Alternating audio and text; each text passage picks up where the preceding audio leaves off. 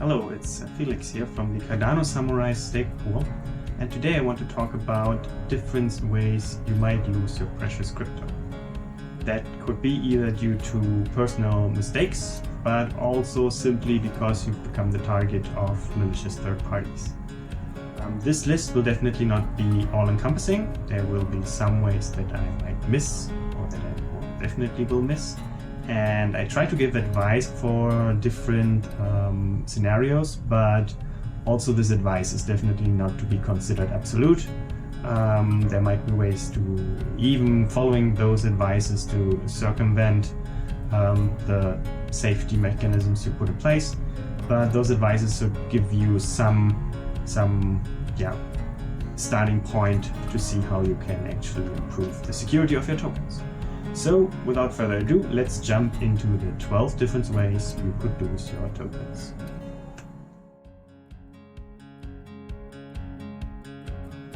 Let's start with the most obvious one.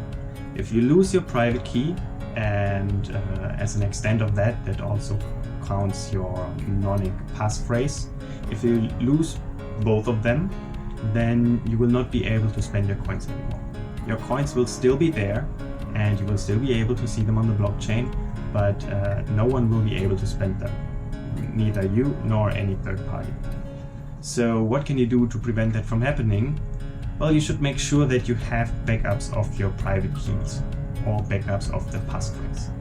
But those backups, of course, they need to be safe, secure. So the more backups you have lying around on computers, on paper lying in your house, the more likely it is for someone to actually steal your private key, which we will come to later.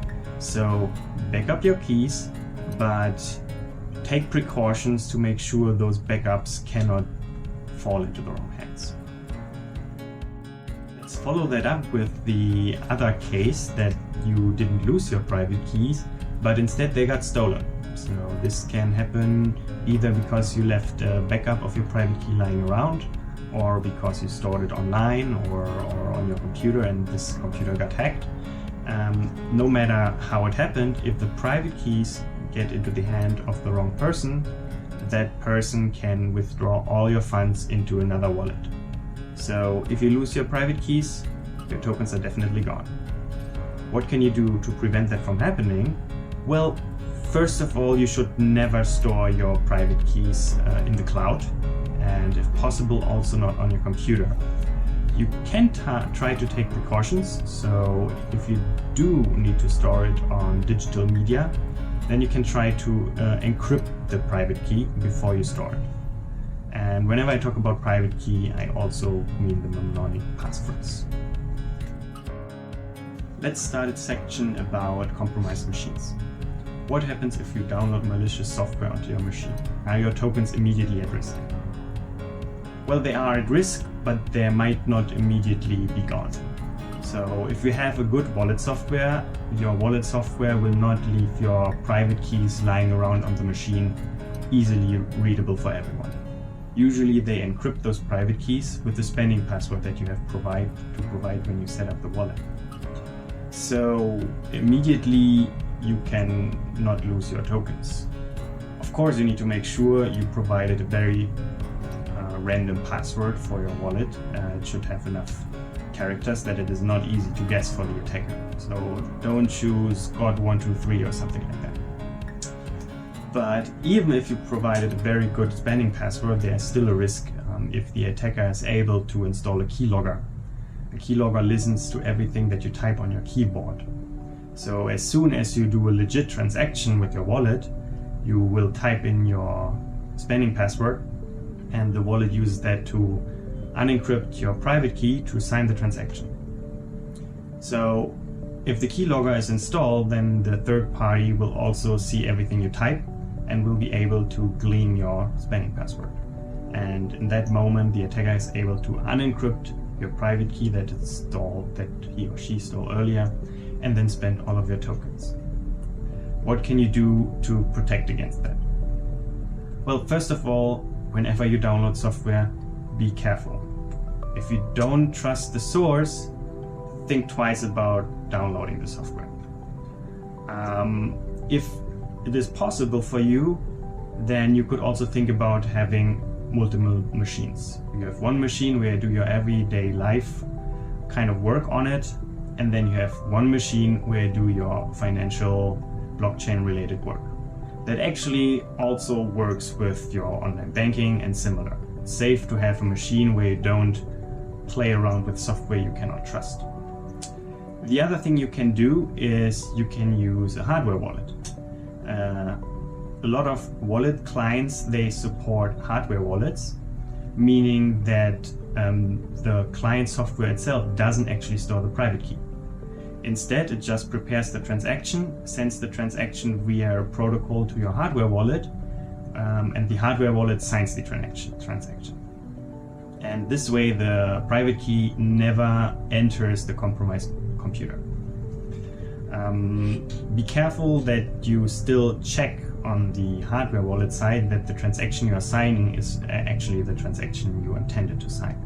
Because if your computer is compromised, there are also different ways this can go wrong. If the compromised software on your computer is not some arbitrary software, but actually the wallet client, then there's a lot more that can go wrong.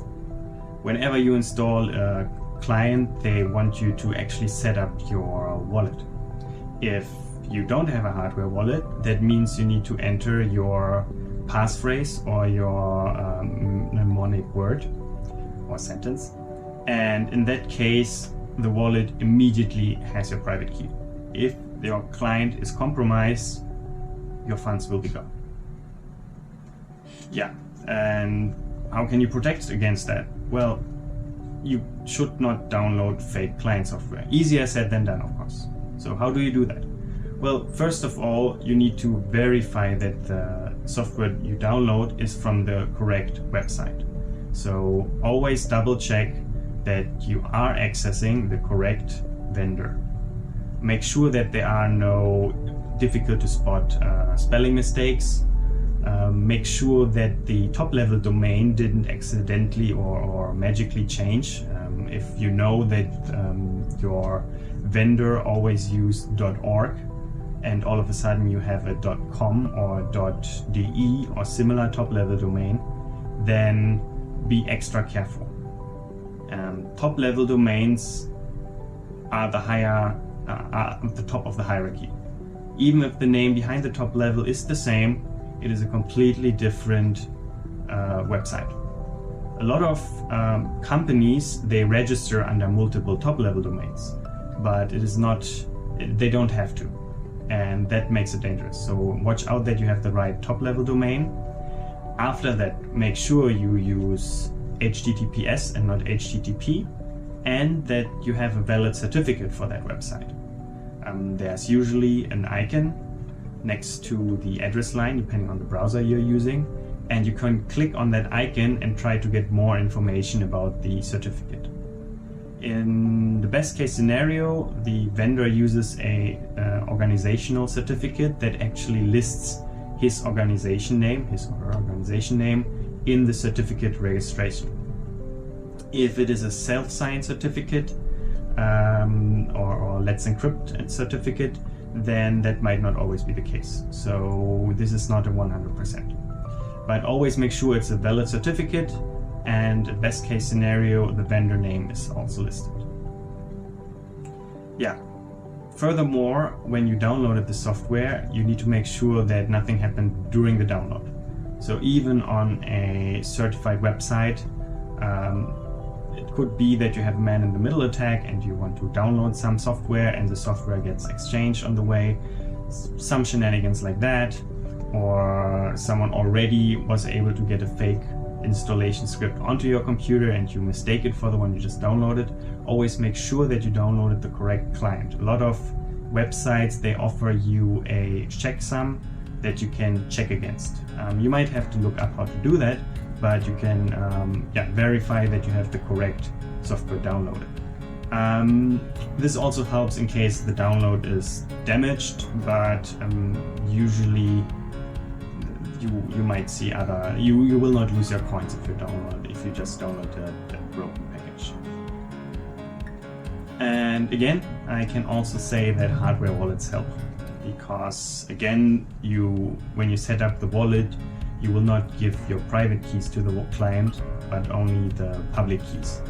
And all signatures have to happen on your hardware wallet. The risk that you have to watch out here is that a fake client can send you bogus transactions to sign. So you want to send your funds to your friend, but all of a sudden the transaction shows a different target address. So be sure to always verify on your hardware wallet that the transaction you are signing is containing the correct amounts of coins to send, and also the correct addressees. Next, I want to talk about the danger of exchanges. A lot of people have a lot of their crypto on exchanges, and as long as they use those cryptos for trading, that's good that way. But using exchanges for storage of your cryptos comes with its own risks. In the past, exchanges have been hacked and funds have gone lost. So if you lose your funds on an exchange, it is possible they are gone forever. What can you do to protect against the loss from a hacked exchange? Well, as I just said, don't store all of your crypto on the exchange. Store the bare minimum that you need for trading. Everything else should be on a private wallet, and if possible, of course, on a hardware wallet. There's a saying in the crypto space, not your keys, not your wallet. Exchanges are custodians of your coins. They are the owner of the wallets, not you. So you have less control over your tokens. Be careful what you do. Another indirect way of losing your coins is if you don't pay attention when paying your taxes. A lot of countries, or every country, has different regulation when it comes to taxes, especially when it comes to crypto. So watch out for what rules you have to abide in your country. Also consider that different actions you take on the blockchain also have different taxes applied to them. So there might be different taxes when you sell your coins for fiat currency. You might have to pay some capital gains tax, but there might be a different tax that applies when you gain staking rewards or when you gain interest on your crypto, or even if you are a miner, then there are definitely different taxes that apply to you. Make sure you contact a professional who can advise you on how to avoid those pitfalls. If the police or whoever enforces the law in your country comes by and arrests you for violations, you might lose more than just your coins. You might even end up in prison. So be careful. Decentralized finance, or DeFi for short, has been quite the rage recently. But there are also a lot of dangers that lie here. I want to categorize two scenarios here. The first one is that your contract gets hacked. So even if your project is legit, even if your project has high quality people working on it, there's always the risk that some bug has made its way into one of the contracts used for the project. And since those contracts, they are responsible for managing millions or even billions of dollars of worth, they are of course prime targets of hackers. And thus, if there is a vulnerability, you can be sure it will be found. So a good rule of thumb with legit contracts or legit DeFi projects is to not overcommit. Whenever you invest into those kinds of projects, go in with the mindset that you might lose all, either due to the project, due to the dangers of DeFi in general, or just because the contract was hacked, some vulnerability was abused, and tokens were stolen out of the contract. The second category I want to talk about is actually dubious contracts or fake contracts. So same as with fake clients, you might think you are paying your money into a legit contract for a legit project, but you have been conned into actually transferring your money into a fake contract. Once you've done that, your funds are most likely gone, so make sure not to do that. Same advice here: check the website you're using, check that there are no spelling mistakes, check that that you're using HTTPS over HTTP, that the certificate is valid, that you don't for some reason have to reconnect or like reapprove your wallet sign-in for this website if you use MetaMask or some similar plugin for your browser. And yeah, verify all this, and again, be cautious, don't overcommit to contracts in general.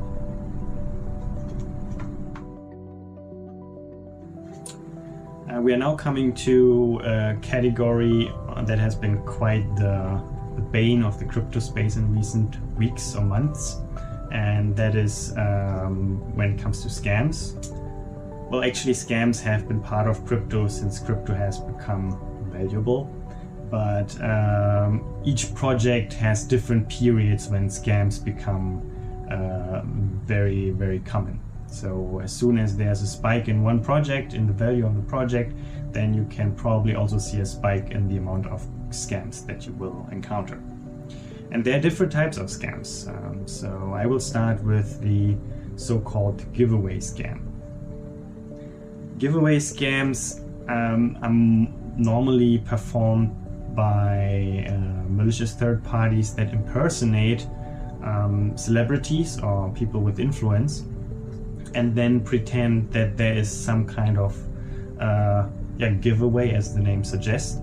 But in order to qualify for the giveaway, you have to send crypto first to the address of that malicious person. Well, there's basically not a lot to say here. Those are scams. No matter how legit they sound, don't trust those kinds of giveaways. And since we are in charge of our own financial well-being in the space of crypto, as soon as you send those tokens, they are gone. So transactions are irreversible. If you send your tokens, you will not get them back. So don't fall for those scams. The next scam I want to talk about is the helpful admin. So depending on how much you actually immerse yourself into the crypto space, you might have come across those already. So if you're part of some social group that is talking about crypto, chances are that you have gotten a direct message from someone pretending to be an admin of the group, and that person tries to help you with setting up your wallet, preparing you for some upcoming event on the blockchain of your choice. And those are especially dangerous because here you have the human-to-human interaction. They, depending on who is doing it, they could take a lot of time to gain your trust and then ask you to provide sensitive information ranging from your name, address, phone number, email, up to your private keys. And here the advice is, first of all, never give away your private key. That advice always stands. And second, try to verify that you are really talking to a legit admin. Just go back into the group where the admin is supposed to come from, and you contact one of the other people listed as admin and ask them if that is a legit contact. A slightly related scenario is that you actually get invited into a group, and depending on the software, the social media network you're using, you might not notice that it's a new group. Sometimes group names are not unique. So the group name could be the same as the previous one. It could be with a slight change that is not really noticeable. And they just invite everyone from the original group and post some posts there to pretend they're the real group.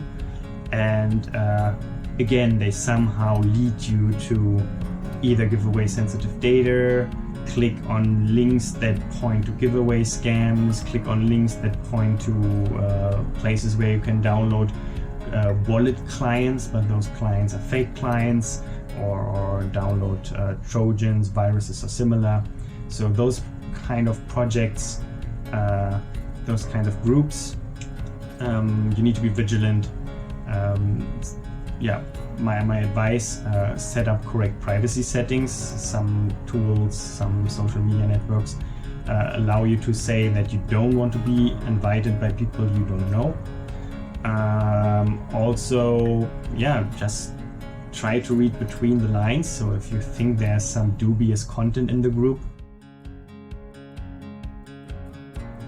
Next, I talk about something that's not a scam anymore, but a more targeted attack.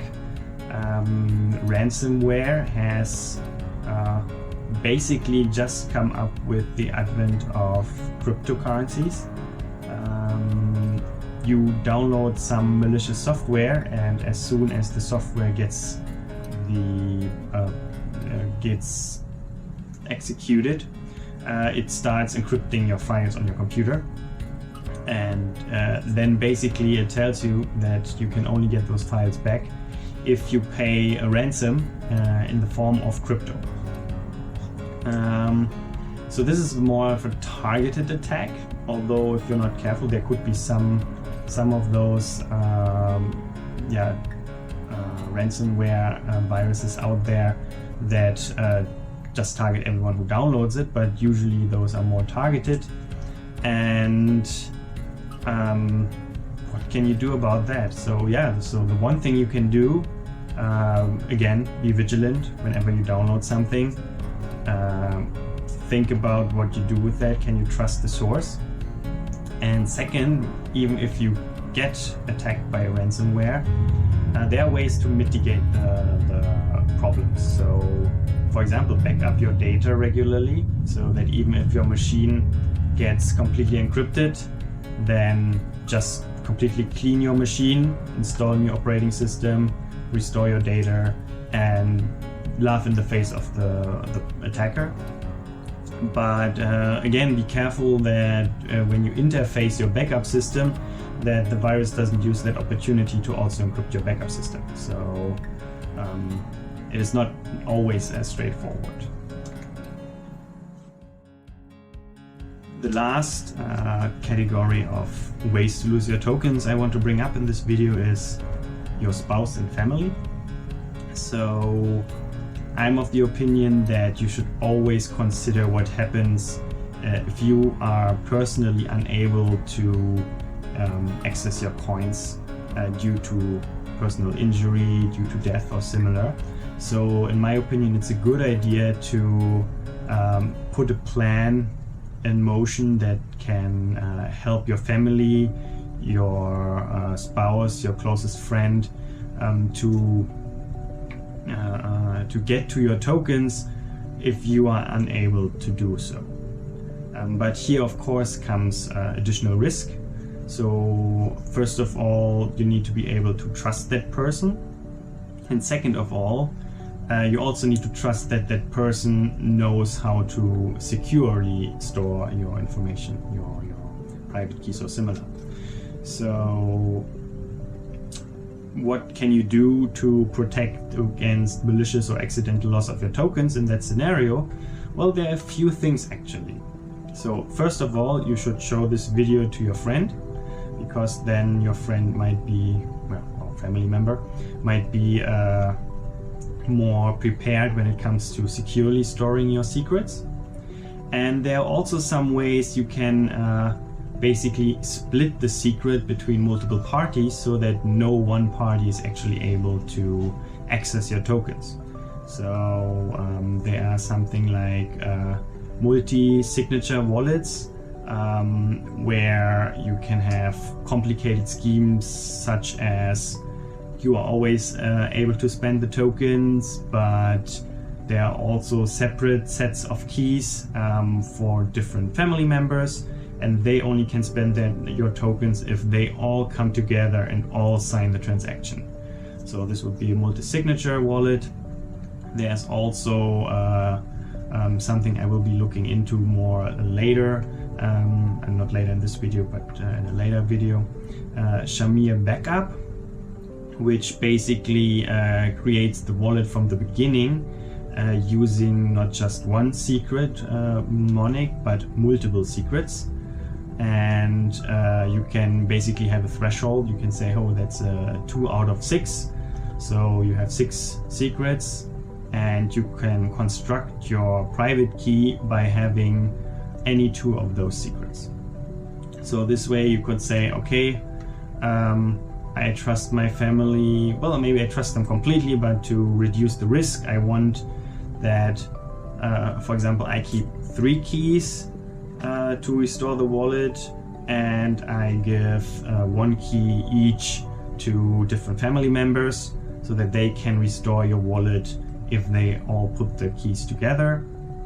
Or you say, hey, I have 10 different people, so I give everyone 1 key, and if I lose my wallet, then I need to find some of my family members and get them together to restore my wallet together with me, something like that. So there are ways you can make sure that people can access your funds after you are unable to do so, but reduce the amount of trust you need to put in them and into their ability to keep your secret safe.